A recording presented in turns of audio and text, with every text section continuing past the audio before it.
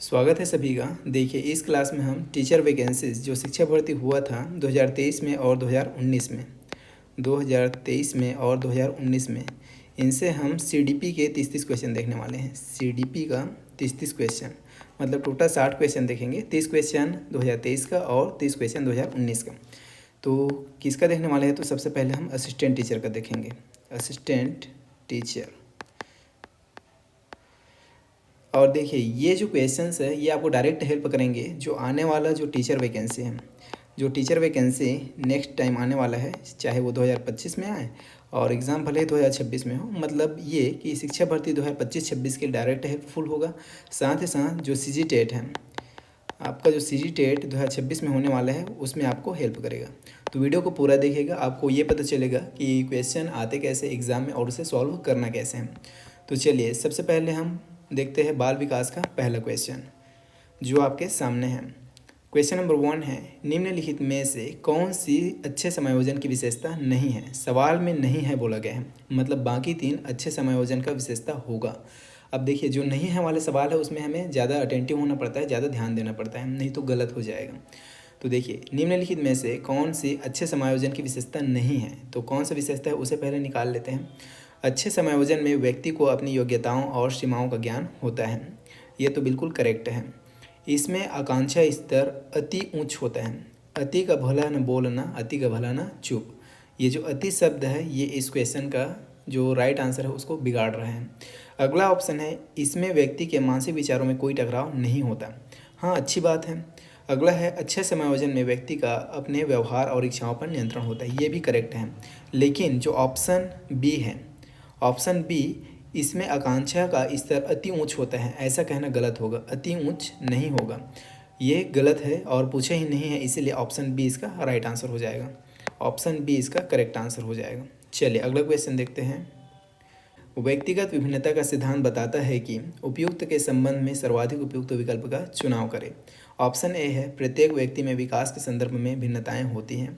Option B है, प्रत्येक व्यक्ति में वृद्धि के संदर्भ में भिन्नताएं होती हैं। फिर ऑप्शन सी है, प्रत्येक व्यक्ति में वृद्धि और विकास के संदर्भ में समानताएं होती हैं। फिर ऑप्शन डी कहता है, प्रत्येक व्यक्ति में वृद्धि और विकास के संदर्भ में भिन्नताएं होती हैं, जो कि इस क्वेश्चन का राइट आंसर हो जाएगा। व्यक्तिगत विभिन्नता का सिद्धांत बताता है कि प्रत्येक व्यक्ति में वृद्धि और विकास के संदर्भ में भिन्नताएं होती है। Option D will be right answer. Next question देखते हैं। देखिए, समावेशी शिक्षा के संबंध में निम्न में से कौन सा कथन उपयुक्त है?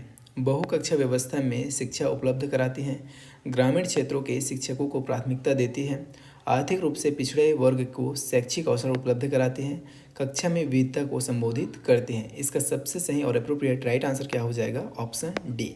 समावेशी शिक्षा के संबंध में कौन सा सही है, कौन सा उपयुक्त है? तो कक्षा में विविधता को संबोधित करती हैं। Address diversity in classroom. Option D will be right answer. Next question देखते हैं। एक शिक्षिका अपने विद्यार्थियों को समूहों में बांटती है।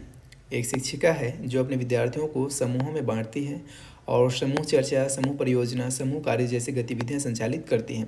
सीखने सिखाने की यह प्रक्रिया किस ओर इंगित करती है? किस ओर इंगित करती है? आनंदपूर्वक सीखना, समावेशी शिक्षा या प्रतियोगिता आधारित शिक्षा या सामाजिक गतिविधियों से सीखना। तो इसका राइट आंसर क्या हो जाएगा? सामाजिक गतिविधियों से सीखना। Option D will be right answer. Learning from social activities. Next question देखते हैं। क्वेश्चन नंबर 5 देखिए क्या कहते हैं।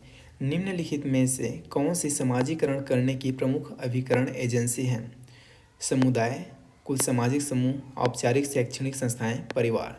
तो देखिए आपका समाजीकरण कहाँ से होता है? समुदाय से भी होता है, कम्युनिटी से, और कुछ सामाजिक समूह से भी आप कुछ न कुछ सीखते हैं। सोशल नॉर्म्स, सोशल वैल्यूज़, ये सब सीखते हैं आप। तो सम सोशल ग्रुप्स, ये भी करेक्ट हैं। औपचारिक शैक्षणिक संस्थाएं मतलब फॉर्मल एजुकेशनल इंस्टीट्यूशन, यहाँ से भी आप सीखते हैं। और परिवार तो फिर प्राइमरी एजेंसी है, मतलब 1, 2, 3, 4 सभी करेक्ट है। तो राइट आंसर हो जाएगा ऑप्शन सी, 1, 2, 3 एंड 4। अगला क्वेश्चन देखते हैं। क्वेश्चन नंबर 6 है, देखिए क्या कहता है। शिक्षा का अधिकार अधिनियम 2009 के अनुसार एक विशेष कक्षा में बच्चों का नामांकन किसके आधार पर प्रस्तावित किया गया है? किसके अकॉर्डिंग पूछा गया है आपसे? तो शिक्षा का अधिकार अधिनियम 2009 के अनुसार, according to right to education act 2009। जो एडमिशन है बच्चे का वो किसके अनुसार होगा, किसके आधार पर होगा, तो याद रखेंगे किसके आधार पर होगा, तो बच्चे की आयु के अकॉर्डिंग, एज ऑफ चाइल्ड, इसके according. Option B will be right answer.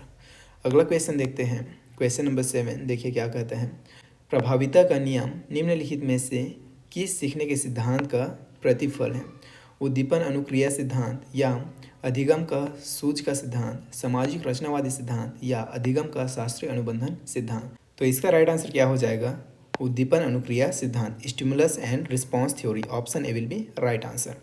Next question देखते हैं, ले वाइगोस्की के अनुसार निम्न में से किसके लिए समीपस्थ विकास के क्षेत्र का उपयोग करना चाहिए? अकॉर्डिंग टू ले Vygotsky the zone of proximal development should be used for, किसके लिए इसका इस्तेमाल करना चाहिए ये आपसे पूछा गया है। तो स्वास्थ्य और जेंडर में, जी नहीं। शिक्षण और मूल्यांकन में, केवल शिक्षण में, जी नहीं। केवल आकलन में। देखिए जहाँ पे आपको केवल शब्द दिखे, ये जो केवल शब्द है वो पॉजिटिव क्वेश्चन का आंसर नहीं हो सकता, क्योंकि ये खुद निगेटिव वर्ड है। तो केवल वाले को तो आप ऐसे ही काट सकते हैं। आप एलिमिनेशन टेक्निक में जब इसका इस्तेमाल करेंगे देन आप आंसर तक आसानी से पहुंच जाएंगे। राइट आंसर इसमें क्या हो जाएगा, शिक्षण और मूल्यांकन में, in teaching and assessment. Option B will be right answer. Next question है क्वेश्चन नंबर 9। देखिए क्या कहता है, शिक्षा का अधिकार अधिनियम 2009 की कौन सी धारा शिक्षा के कर्तव्यों से संबंधित है? Which section of the RTE Act 2009 Right to Education Act 2009 deals with the duties of the teacher?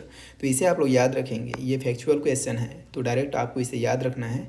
धारा 24 मतलब धारा 24 section 24, option C will be right answer हो जाएगा। अगला क्वेश्चन देखते हैं, क्वेश्चन नंबर 10। निम्नलिखित में से कौन सा विकल्प जीन पियाजे द्वारा प्रदत्त पूर्व संक्रियात्मक अवस्था की विशेषता को दर्शाता है? जीन पियाजे द्वारा प्रदत्त पूर्व संक्रियात्मक अवस्था की विशेषता को दर्शाता है। किसका विशेषता पूछा गया है? तो प्री ऑपरेशनल स्टेज का। तो याद रखेंगे इसका राइट आंसर क्या हो जाएगा, सो सिंपल, अहम केंद्रित विचार। Option A will be right answer. Thought are egocentric, thoughts are egocentric, यही इसका राइट आंसर हो जाएगा। देखिए जीन पियाजे ने जो स्टेजेस दिए हैं उसको हम अच्छे से समझेंगे थ्योरी क्लास में। फिर है क्वेश्चन नंबर 11। देखिए क्या कहता है, निम्नलिखित में से कौन सा कथन व्यक्ति के विकास की प्रक्रिया के बारे में सही नहीं है? जो सही नहीं है उसे हमें बताना है, मतलब बाकी 3 ऑप्शन ऐसा है जो व्यक्ति के विकास की प्रक्रिया के बारे में सही है। तो कौन कौन सा सही है उसे पहले देख लेते हैं। देखिए विकास की प्रक्रिया बहुआयामी होती है, एकदम करेक्ट है। Process of development is multi dimensional, ये शब्द याद रखेंगे, एकदम करेक्ट है। अगला है विकास की प्रक्रिया में सांस्कृतिक विविधता होती है, ये भी एकदम करेक्ट है। There is cultural diversity in the process of development. Option C है व्यक्तिगत मानसिकता सामाजिक संपर्क की व्यक्तिगत विकास में महत्वपूर्ण भूमिका होती है, ये भी बिल्कुल करेक्ट है। Individual mindset social interaction play an important role in individual development. अगला है व्यक्तिगत विकास केवल वातावरणीय कारकों पर आधारित होता है। हमने आपको पहले ही बताया है, जैसा कि ये जो शब्द है केवल, ये निगेटिव है और सवाल में निगेटिव पूछा गया है। जब सवाल में निगेटिव है तो निगेटिव ही उसका राइट आंसर होगा, मतलब option D will be right answer. देखिए अगर सवाल पॉजिटिव पूछा गया है तो केवल वाला उसका आंसर नहीं होगा, अगर सवाल निगेटिव पूछा गया है तो केवल वाला उसका आंसर हो सकता है, इस बात को आप याद रखेंगे। देखिए इसमें गलत क्या है, सही कौन सा नहीं है, तो ऑप्शन डी व्यक्तिगत विकास केवल वातावरणीय कारकों पर आधारित होता है, बिल्कुल नहीं, केवल वातावरणीय कारकों पर आधारित नहीं होता है। Individual development is based on only environmental factors, बिल्कुल नहीं, यही सही नहीं है और पूछा ही सही नहीं है, इसीलिए राइट आंसर क्या हो जाएगा, तो आप कहेंगे option D will be right answer. Next question देखते हैं, क्वेश्चन नंबर 12 है। देखिए निम्नलिखित में से कौन सी बच्चों के सीखने की प्रक्रिया नहीं है? अगेन सवाल को ध्यान से पढ़िए, सवाल में नहीं है पूछा गया है, मतलब बाकी 3 सीखने की प्रक्रिया है, एक है जो नहीं है उसे आपको बताना है।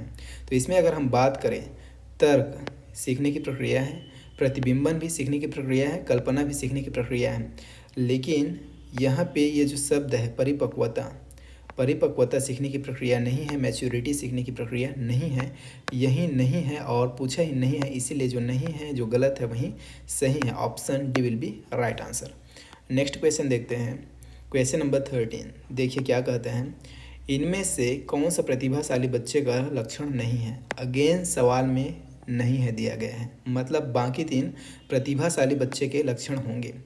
प्रतिभाशाली बच्चे के लक्षण होंगे बाकी 3, तो कौन कौन से प्रतिभाशाली बच्चे के लक्षण होंगे उसे हम पहले निकाल लेते हैं और उसके बाद जो बच जाएगा वही इसका राइट आंसर हो जाएगा। तो देखिए, वे पढ़ने लिखने में रुचि लेते हैं। भाई प्रतिभाशाली बच्चे का लक्षण तो यही होगा ना कि वे पढ़ने लिखने में रुचि ले, तो ऑप्शन ए तो करेक्ट है। इसमें रचनात्मकता का गुण होता है, ये भी करेक्ट है। वे मौलिक चिंतन नहीं करते, ऐसा कहना गलत होगा। वे मौलिक चिंतन नहीं करते ऐसा अगर हम कहते हैं तो बच्चे प्रतिभाशाली कहाँ से हुए, बच्चे फिर प्रतिभाशाली कहाँ से हुए, ये तो गलत है। ऑप्शन डी है, देखिए क्या कहते हैं, वे अपना गृह कार्य शीघ्रता से कर लेते हैं। भाई प्रतिभाशाली है तो वो अपना कार्य जल्दी कर सकते हैं, अपना गृह कार्य होमवर्क शीघ्रता से कर सकते हैं, ये भी करेक्ट है। इसमें ऑप्शन सी ही गलत है, वे मौलिक चिंतन नहीं करते, they don't do original thinking, ऐसा कहना गलत होगा। यही गलत है और पूछा ही गलत है, इसीलिए राइट आंसर हो जाएगा ऑप्शन सी इसका करेक्ट आंसर। अगला क्वेश्चन देखते हैं, क्वेश्चन नंबर 14। देखिए क्या कहता है क्वेश्चन नंबर 14, ध्यान से पढ़िए क्वेश्चन को। रचनावादी दृष्टिकोण के अनुसार इनमें से कौन सा ज्ञान निर्माण के लिए महत्वपूर्ण है। जो ज्ञान निर्माण के लिए महत्वपूर्ण है उसे आपको बताना है। 4 ऑप्शन आपके सामने हैं, देखिए ऑप्शन को पढ़ते हैं। अनुकूलन, सूझ, शिक्षार्थी का पूर्व ज्ञान, रटकर याद रखना। देखिए इसमें रटकर याद रखना तो हो ही नहीं सकता, बाकी 3 तो फिर भी पॉजिटिव है। इसमें ज़्यादा अप्रोप्रिएट कौन सा है, तो आप कहेंगे ऑप्शन सी, शिक्षार्थी का पूर्व ज्ञान, prior knowledge of the learner, option C will be right answer. Next question देखते हैं, क्वेश्चन नंबर 15। देखिए क्या कहता है, क्वेश्चन को ध्यान से पढ़िए। निम्नलिखित में से किस प्रश्न के द्वारा सृजनात्मक चिंतन को सर्वाधिक अच्छे ढंग से अनुमानित किया जा सकता है। 4 ऑप्शन आपको दिया गया है, चारों में से ऐसा कौन सा प्रश्न है जो सृजनात्मक चिंतन को सर्वाधिक ढंग से अनुमानित करेगा। तो देखिए 4 ऑप्शन है, चारों ऑप्शन को ध्यान से पढ़िए। पहला ऑप्शन है, इसे कौन बता सकता है, हु कैन आंसर इट, तो इसमें कोई सृजनात्मक चिंतन होगा क्या, बिल्कुल नहीं। सही उत्तर बताएं, इसमें कोई क्रिएटिव थिंकिंग आएगा क्या, बिल्कुल नहीं। क्या आप इसका उत्तर बता सकते हैं, हाँ या नहीं में जवाब देंगे, कोई क्रिएटिव थिंकिंग नहीं है। बचा एक option, option D. Option D है, इसे कितने अलग अलग तरीक़ों से हल किया जा सकता है। इसमें देखिए अलग अलग तरीका बच्चे बताएंगे, मतलब इसमें क्रिएटिव थिंकिंग होगा ना, इसमें सृजनात्मक चिंतन को अच्छे ढंग से अनुमानित किया जा सकता है, मतलब option D will be right answer. What can be different ways to solve it, option D correct हो जाएगा। अगला क्वेश्चन देखते हैं, क्वेश्चन नंबर 16। देखिए क्या कहते हैं, ध्यान से पढ़िए क्वेश्चन को। जीन पियाजे के अनुसार विकास की किस अवस्था में बच्चे वैज्ञानिक चिंतन करना शुरू कर देते हैं। तो देखिए जीन पियाजे ने 4 स्टेजेस दिया है, कौन कौन सा, तो एक दिया है सेंसरी मोटर जो पहले में लिखा गया है, फिर दूसरा है प्री ऑपरेशनल, पी से याद रख सकते हैं, फिर तीसरा है कॉन्क्रीट ऑपरेशनल जिसे आप सी से याद रख सकते हैं, और फिर है फॉर्मल ऑपरेशनल स्टेज जिसे आप एफ से याद रख सकते हैं। शॉर्ट में इसे बोला जाता है SPCF, याद रखने का तरीका है ये। एस से हो जाएगा सेंसरी मोटर स्टेज, और पी से हो जाएगा प्री ऑपरेशनल, सी से हो जाएगा कॉन्क्रीट ऑपरेशनल, और एफ से हो जाएगा formal operational stage, abstract operational stage. तो देखिए क्वेश्चन में पूछा गया है वैज्ञानिक चिंतन करना शुरू कर देते हैं, तो वैज्ञानिक चिंतन कब शुरू करते हैं, तो आप लोग याद रखेंगे फॉर्मल ऑपरेशनल स्टेज में, abstract operational stage, option D will be right answer. औपचारिक संक्रियात्मक अवस्था, अमूर्त संक्रियात्मक अवस्था इसका सही उत्तर हो जाएगा। अगला क्वेश्चन देखते हैं, क्वेश्चन नंबर 17। विचार मंथन विधि के प्रयोग से शिक्षक बच्चों में निम्नलिखित में से किसका विकास करता है, किसके द्वारा, तो विचार मंथन विधि के द्वारा बच्चों में निम्नलिखित में से किसका विकास करता है, ये आपसे पूछा गया है। तो देखिए 4 ऑप्शन आपके सामने हैं, चारों ऑप्शन में आपको सही उत्तर को बताना है। ऑप्शन को पढ़िए ध्यान से। ऑप्शन पहला है बुद्धि का, या अनुभूति का, या रचनात्मकता का, या स्मृति का। तो विचार मंथन विधि मतलब brain storming method, brain storming method से किसका विकास होगा बच्चे में, तो याद रखेंगे क्रिएटिविटी का। Option C will be right answer, creativity, रचनात्मकता, ऑप्शन सी करेक्ट हो जाएगा। अगला क्वेश्चन देखते हैं, क्वेश्चन नंबर 18 आपके सामने है। देखिए क्वेश्चन को ध्यान से पढ़िए। रीता अपनी कक्षा में सीखने के लिए आकलन और सीखने का आकलन दोनों का प्रयोग करती हैं। देखिए आकलन के 2 तरीके हैं, सीखने के लिए आकलन और सीखने का आकलन, दोनों का प्रयोग करती हैं। अब इससे क्या होगा, ये 4 ऑप्शन आपको दिया गया उसमें पढ़िए। बच्चों की प्रगति और उपलब्धि स्तर को जानने के लिए, या बच्चे का उपलब्धि स्तर जानने के लिए, या बच्चे की प्रगति जानने के लिए, या अगला ऑप्शन है एक निश्चित अवधि के बाद बच्चों के प्रदर्शन का आकलन करने के लिए। तो देखिए रीता अपनी कक्षा में सीखने के लिए आकलन और सीखने का आकलन मतलब assessment for learning and assessment of learning दोनों का इस्तेमाल करती है। तो ऐसा किसके लिए करेगा? To know the progress and achievement level of the children, बच्चों की प्रगति और उपलब्धि स्तर को जानने के लिए। Option A will be right answer. अगला क्वेश्चन देखते हैं। क्वेश्चन नंबर 19 है, पूर्व अनुभव के आधार पर संवेदना को अर्थ प्रदान करना कहलाता है। पूर्व अनुभव के आधार पर संवेदना को अर्थ प्रदान करना कहलाता है। क्या कहलाता है? तो याद रखेंगे, प्रत्यक्ष ज्ञान कहलाता है। क्या कहलाता है? प्रत्यक्ष ज्ञान, perception. Option D will be right answer. अगला क्वेश्चन देखते हैं। क्वेश्चन नंबर 20, शिक्षण मुख्य रूप से खालिस्तान के द्वारा किया जाना चाहिए। किसके द्वारा किया जाना चाहिए? तो देखिए 4 ऑप्शन है, कुशल एवं प्रशिक्षित शिक्षक द्वारा, या अप्रशिक्षित शिक्षक द्वारा, या अनुभवी शिक्षक द्वारा, या युवा प्रतिभाशाली व्यक्ति द्वारा। Teaching should be mainly done by skilled and trained teacher. कुशल एवं प्रशिक्षित शिक्षक द्वारा। Option A will be right answer. So easy. और ये सभी क्वेश्चन जो अभी हम कर रहे हैं, ये किसका क्वेश्चन है? तो असिस्टेंट टीचर का जो एग्ज़ाम हुआ था 2023 में, असिस्टेंट टीचर का जो एग्ज़ाम हुआ था 2023 में, असिस्टेंट टीचर 2023 के सीडीपी का क्वेश्चन है। असिस्टेंट टीचर 2023 के सीडीपी का क्वेश्चन है। इसी वीडियो में हम लोग आगे असिस्टेंट टीचर 2019 के सीडीपी के क्वेश्चन देखने वाले हैं। वीडियो को पूरा देखिएगा, ध्यान से समझिएगा, देन डेफिनेटली इसका बेनिफिट आपको डायरेक्ट आपके एग्जाम में मिलेगा। चलिए अगला क्वेश्चन देखते हैं। क्वेश्चन नंबर 21 देखिए क्या कहता है। शिक्षा नीति 2020 के अनुसार बच्चे के मस्तिष्क के कितने प्रतिशत का विकास 6 वर्ष की आयु के पूर्व हो जाता है? तो ये फैक्चुअल क्वेश्चन है, इसे आप लोग याद रखेंगे। 85% से अधिक, 85% से अधिक। How much percent of a child's brain development occurs prior to the age of 6 according to NEP 2020? तो इसे आप लोग याद रखेंगे, ओवर 85%, 85% से अधिक। फैक्चुअल क्वेश्चन है, याद रखेंगे। क्वेश्चन नंबर 22 है, शिक्षा से मेरा अभिप्राय बच्चे और मनुष्य के शरीर, मन और आत्मा के सर्वोन्मुखी विकास से है। शिक्षा की यह परिभाषा किसकी देन है? तो ये परिभाषा जो हमने अभी पढ़ा, शिक्षा से मेरा अभिप्राय बच्चे और मनुष्य के शरीर, मन और आत्मा के सर्वोन्मुखी विकास से है। शिक्षा की यह जो परिभाषा है किसकी देन है, ये आपसे पूछा गया है। तो इसे आप लोग याद रखेंगे, Mahatma Gandhi. Option D will be right answer. Option D will be right answer, Mahatma Gandhi, याद रखेंगे। अगला क्वेश्चन देखते हैं। क्वेश्चन नंबर 23 देखिए क्या कहता है। इवान पावलोव द्वारा प्रतिपादित शास्त्रीय अनुबंध सिद्धांत। देखिए क्वेश्चन ऐसा भी पूछा जा सकता है ना कि शास्त्रीय अनुबंध सिद्धांत किसके द्वारा प्रतिपादित किया गया था, तब आपको याद रखना है इवान पावलोव। ये भी एक क्वेश्चन बनता है और ऐसा क्वेश्चन भी पूछा जा चुका है। तो क्वेश्चन क्या है यहाँ पे, इवान पावलोव द्वारा प्रतिपादित शास्त्रीय अनुबंध सिद्धांत अधिगम को निम्न के द्वारा स्पष्ट करता है। तो इसे आप लोग याद रखेंगे, एसोसिएशन, साहचर्य। Option B will be right answer. Classical conditioning theory propounded by Ivan Pavlov explains learning by association. Option B will be right answer. Question number 24, NCF 2005 विभिन्न विषयों के अलावा और किन पाठ्यचर्या क्षेत्रों को भी महत्व देता है? तो याद रखेंगे, कला शिक्षा को भी महत्व देता है, और स्वास्थ्य और शारीरिक शिक्षा को भी महत्व देता है, काम और शिक्षा को भी महत्व देता है, शांति के लिए शिक्षा इसको भी महत्व देता है। मतलब 1 2 3 4 मतलब सभी। Option D will be right answer. NCF 2005 also gives importance to which curricular areas apart from various subjects: art education, health and physical education, work and education, education for peace। ये सभी आप लोग याद रखेंगे, ये चारों को आप लोग याद रखेंगे, ये सभी को महत्व देता है। Option D will be right answer. Next question देखते हैं। क्वेश्चन नंबर 25 देखिए क्या कहता है। लेव वाइगोस्की के सामाजिक रचनावादी सिद्धांत। अब यहाँ पे इसको आप लोग ऐसे याद रखेंगे, जो सामाजिक रचनावादी सिद्धांत है इसको किसने प्रतिपादित किया है? तो लेव वाइगोस्की ने। ऐसा क्वेश्चन भी पूछा जाता है, सामाजिक रचनावादी सिद्धांत किसके द्वारा प्रतिपादित किया गया है? तो लेव वाइगोस्की के द्वारा। पूछ दिया जाएगा कि सोशल कंस्ट्रक्टिविस्ट थ्योरी किसके द्वारा प्रोपाउंडेड है, किसने प्रतिपादित किया है? तो याद रखेंगे, लेव वाइगोस्की।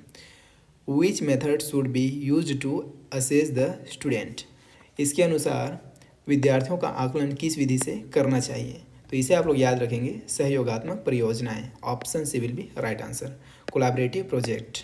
क्वेश्चन नंबर 26 है, राष्ट्रीय शिक्षा नीति 2020 में तैयारी कक्षा या बाल वाटिका, तैयारी कक्षा या बाल वाटिका की स्थापना प्रस्तावित है। तैयारी कक्षा या बाल वाटिका के लिए बच्चे की आयु सीमा क्या है? तो ये भी फैक्चुअल क्वेश्चन है, इसे आप लोग याद रखेंगे, इसे आप लोग याद रखेंगे। 5 वर्ष की आयु से पहले, option B will be right answer. 5 वर्ष की आयु से पहले, ऑप्शन बी इसका करेक्ट आंसर हो जाएगा। Prior to age of 5, prior to age of 5, National Education Policy 2020 proposed establishment of preparatory class or Bal Vatika. What is the age limit of a child for preparatory class or Bal Vatika? तो इसे आप लोग याद रखेंगे, prior to age of 5, most important question. और इसमें एक चीज़ और याद रखेंगे, यहाँ पे क्वेश्चन बनता है कि NEP का फुल फॉर्म क्या है। NEP का फुल फॉर्म आपसे पूछा जाता है, जो कि आपके सामने यहाँ पे प्रस्तुत है, जो कि आपके सामने यहाँ पे प्रस्तुत है। इसे आप लोग याद रखेंगे, यहाँ पे मैं मार्क कर देता हूँ। NEP का फुल फॉर्म अगर आपसे पूछा जाए तो वो ये होगा जो आपके सामने है, नेशनल एजुकेशन पॉलिसी। याद रखेंगे, फुल फॉर्म भी क्वेश्चन बनता है। वहाँ पे आपको न्यू एजुकेशन पॉलिसी भी दिखता है ऑप्शन में, तो कई बार हम मिस्टेक कर देते हैं और उसी को टिक कर देते हैं, तो उसको आपको टिक नहीं करना है। आप टिक किस पे करेंगे, नेशनल एजुकेशन पॉलिसी पे। चलिए अगला क्वेश्चन देखते हैं, क्वेश्चन नंबर 27।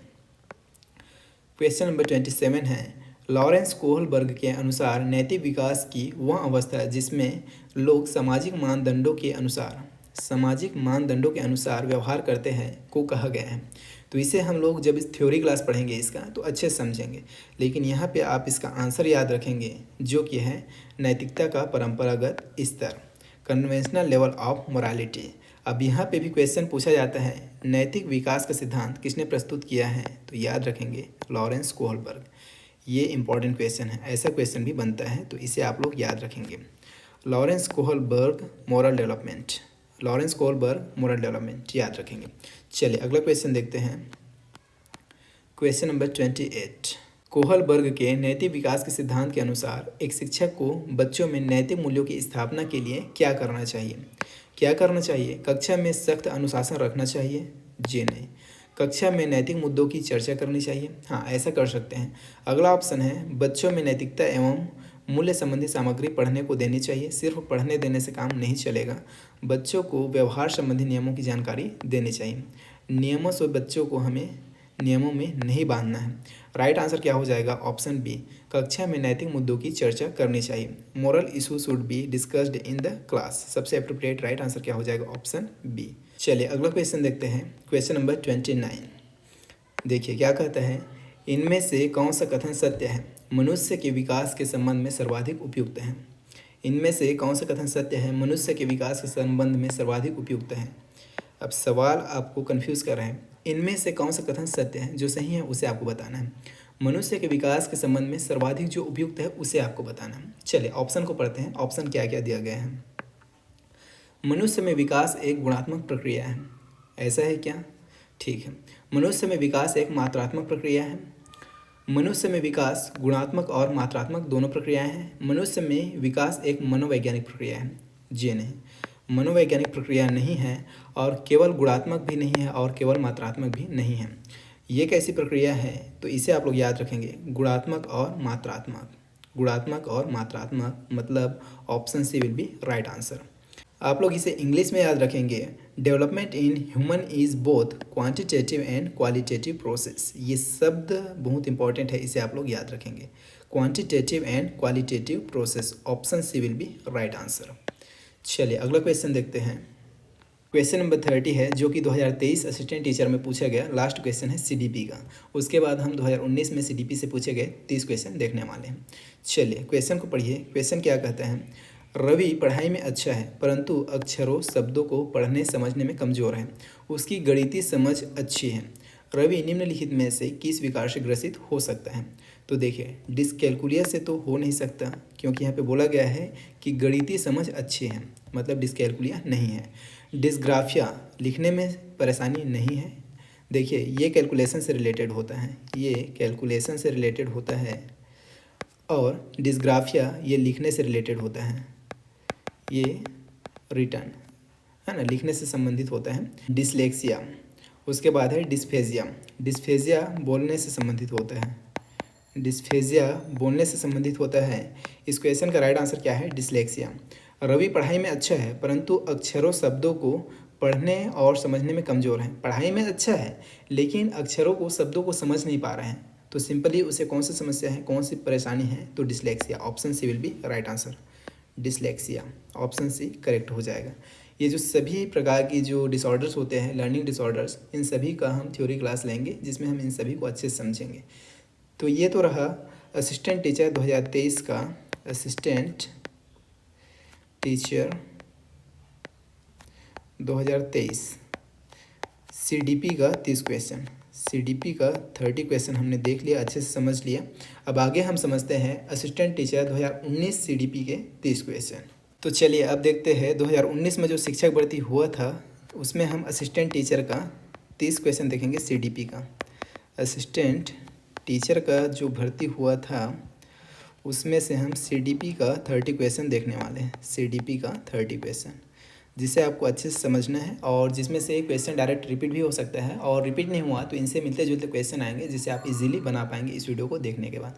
तो वीडियो को पूरा देखिएगा लास्ट तक, और यहाँ तक देखा है तो ऐसा मैं मान के चलता हूँ कि आगे भी आप देखने के लिए, पढ़ने के लिए तत्पर हैं। तो चलिए चीज़ों को समझते हैं अच्छे से। और ये जो PDF है विद सॉल्यूशन हम आपको टेलीग्राम में शेयर कर देंगे जब सभी सब्जेक्ट का कंप्लीट हो जाएगा। आगे हम सभी सब्जेक्ट का कराएंगे ऐसे ही, तो सभी सब्जेक्ट कंप्लीट होने के बाद कंबाइंड PDF हम आपको टेलीग्राम में शेयर कर देंगे। 2019 के सभी सब्जेक्ट का एक PDF और 2023 के सभी सब्जेक्ट का एक PDF, जिसमें आप सोल्यूशन के साथ इसका रिवीजन कर सकते हैं अच्छे से। चलिए पहला क्वेश्चन देखते हैं। शारीरिक विकास का क्षेत्र है, तो शारीरिक विकास का क्षेत्र कौन सा होता है? स्नायु मंडल, स्मृति, अभिप्रेरणा या समायोजन। अब हिंदी में आपको ये समझ नहीं आएगा, इंग्लिश साइड देखिए। The area of physical development is, physical development पूछा गया है, तो मेमोरी फिजिकल डेवलपमेंट से संबंधित है क्या? जे नहीं। मोटिवेशन? जे नहीं। एडजस्टमेंट? जे नहीं। फिजिकल डेवलपमेंट में कौन आ जाएगा? Neural. Option A will be right answer, स्नायु मंडल। अगला क्वेश्चन देखते हैं। क्वेश्चन है प्रथम मनोविज्ञान प्रयोगशाला की स्थापना किसने की? तो ये तो फैक्चुअल क्वेश्चन है, इसे आप लोग याद रखेंगे, Wundt. Option C will be right answer. अगला क्वेश्चन देखते हैं। NCF 2005 के अनुसार त्रुटियां महत्वपूर्ण हैं क्योंकि वे शिक्षकों को छात्रों को दंडित करने का मार्ग प्रशस्त करते हैं। दंडित करने का मार्ग बिल्कुल नहीं। एक महत्वपूर्ण उपकरण है जिनके द्वारा छात्रों को उत्तीर्ण और अनुत्तीर्ण के समूह में बांटा जा सके। बच्चों को आपको समूह में कभी भी बांटना नहीं है, वर्गीकृत अलग थलग नहीं करना है, ये ऑप्शन भी कट गया। बालक की विचार प्रणाली की अंतर्दृष्टि प्रदान करती है और समाधान प्राप्त करने में सहायक होती है। हाँ, अगला है छात्रों के बीच भेदभाव के लिए स्थान बनाती है। भेदभाव तो करना ही नहीं है, ऑप्शन डी भी एलिमिनेट हो गया। बचा एक ही ऑप्शन जो कि इस क्वेश्चन का राइट आंसर है। Provide an insight into the child's thinking patterns and help to find the solution. बच्चे कैसे सोचते हैं ये समझने में हमें मदद करता है और उस समस्या को सॉल्व करने में हमें हेल्प करता है। Option C will be right answer. चलिए अगला क्वेश्चन देखते हैं। क्वेश्चन नंबर 4 आपके सामने है, पढ़िए इसको। एक कबूतर को हरे प्रकाश पर चोंच मारने के लिए प्रशिक्षित किया गया है। अब यदि वह सभी रंगों के प्रकाश बिंदु पर चोंच मारता है तो यह घटना है। यह घटना क्या है? उद्दीपन सामान्यीकरण या प्रतिक्रिया सामान्यीकरण या सामान्यीकरण प्रवणता या विभेद। तो सिंपली ये क्या है? उद्दीपन सामान्यीकरण, stimulus generalization. Option A will be right answer. Next question है, भावनाओं की अभिव्यक्ति की जाती है भाषा द्वारा, बिल्कुल, हाव भाव द्वारा भी किया जाता है और चेहरे की भाव अभिव्यक्ति द्वारा भी किया जाता है, मतलब इनमें से सभी। Option D will be right answer. Question पूछा गया है, emotion is expressed through. Emotion हम किसके द्वारा व्यक्त करते हैं? तो लैंग्वेज से भी हम इमोशन व्यक्त करते हैं, जेस्चर से भी, और साथ ही साथ फेशियल एक्सप्रेशन से, मतलब all of this. Option D इसका सही उत्तर हो जाएगा। अगला क्वेश्चन देखते हैं, क्वेश्चन नंबर 6। देखिए क्या कहता है। बधिर बालकों द्वारा सीखी जाने वाली मानक दृश्य सांकेतिक भाषा की अनेक विशेषताएं समानता रखती हैं। दृश्य मुखर भाषा, उद्दीपक मुखर भाषा, श्रवण मुखर भाषा या स्थानीय मुखर भाषा। तो सिंपली इसका राइट आंसर क्या हो जाएगा? दृश्य मुखर भाषा, visual vocal language. Option A will be right answer. Next question देखते हैं। दूसरों से संपर्क बनाए रखने हेतु आवश्यक अभिप्रेरक कहलाता है निर्भरता, आत्ममुखरता, प्रभुत्व, समूह प्रियता। तो सिंपली क्या हो जाएगा? दूसरों से संपर्क बनाए रखने हेतु आवश्यक अभिप्रेरक क्या कहलाता है? समूह प्रियता।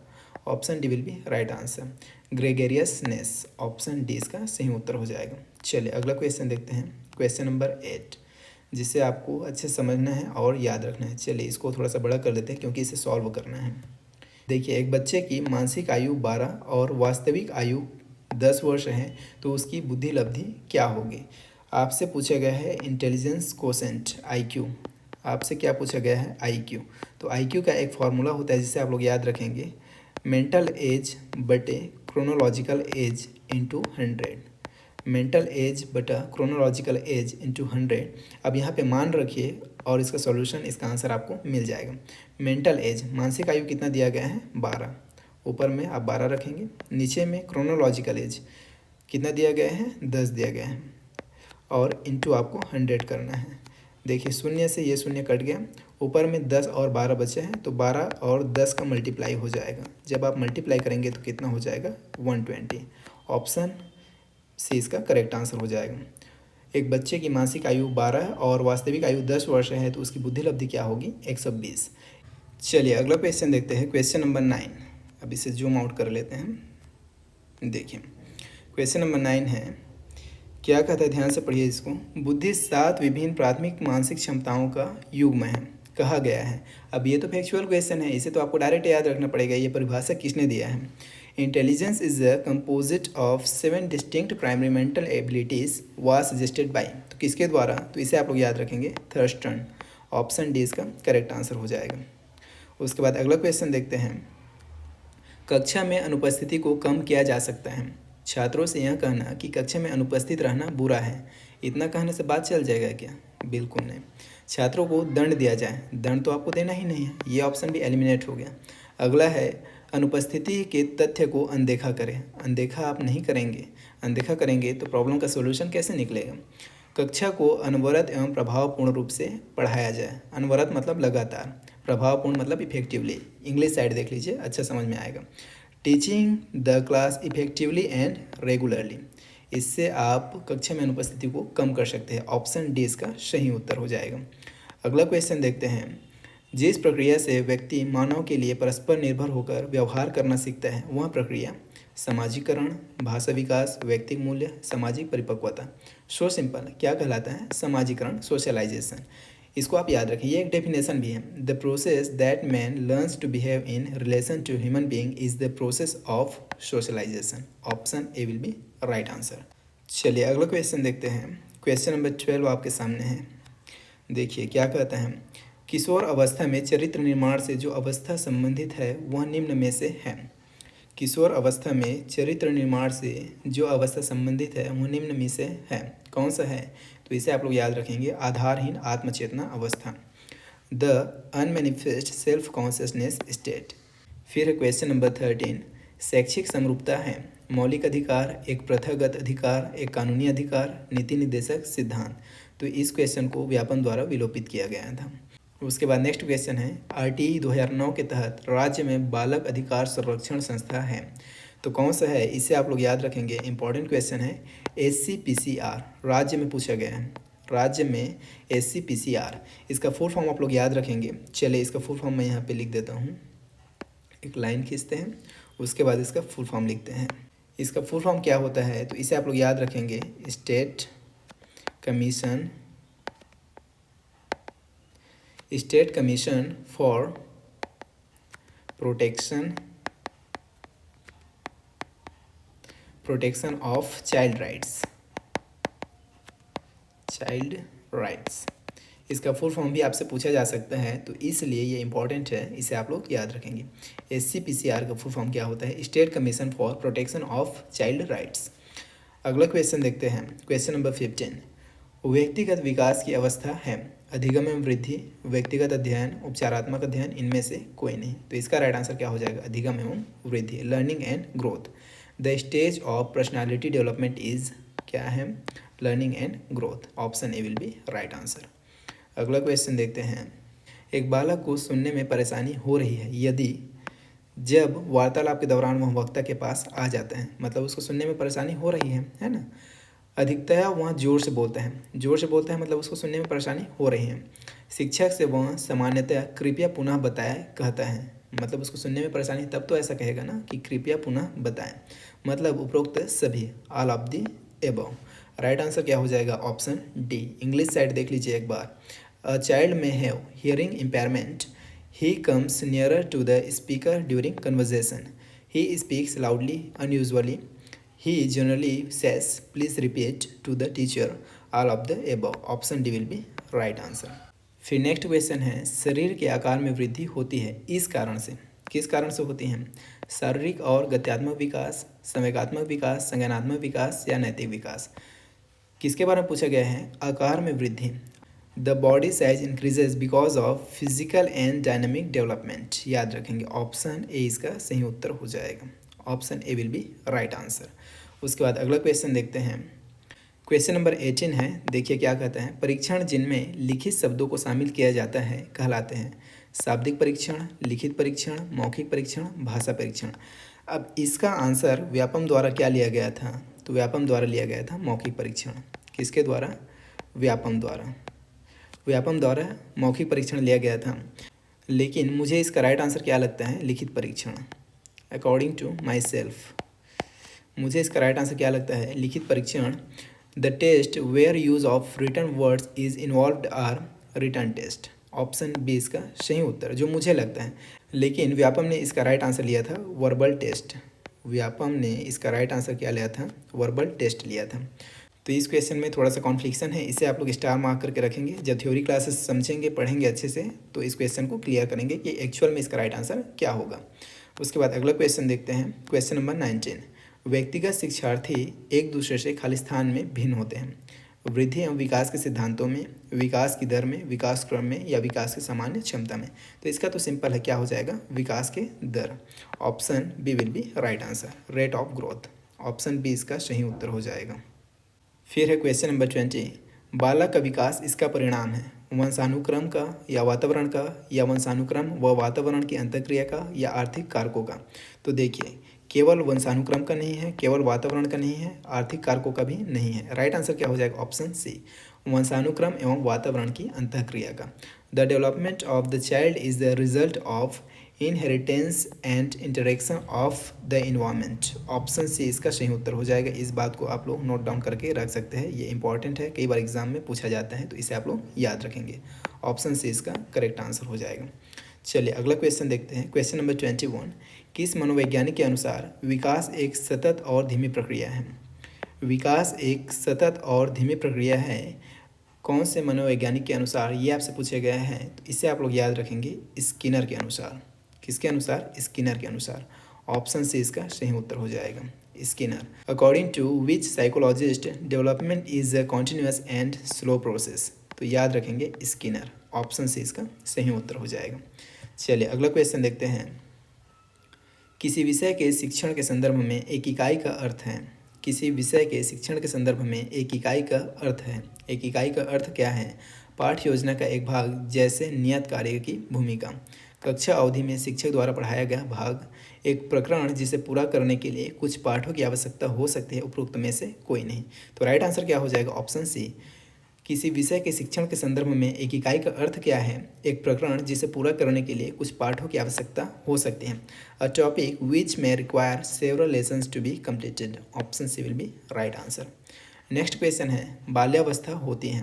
तो इसे आप लोग याद रखेंगे 12 वर्ष तक। ऑप्शन बी इसका सही उत्तर हो जाएगा, अप टू 12 ईयर्स। अगला क्वेश्चन देखते हैं। किसी व्यक्ति को आधिकारिक रूप से मानसिक मंदित कहा जाएगा यदि उसकी बुद्धि लब्धि कम है।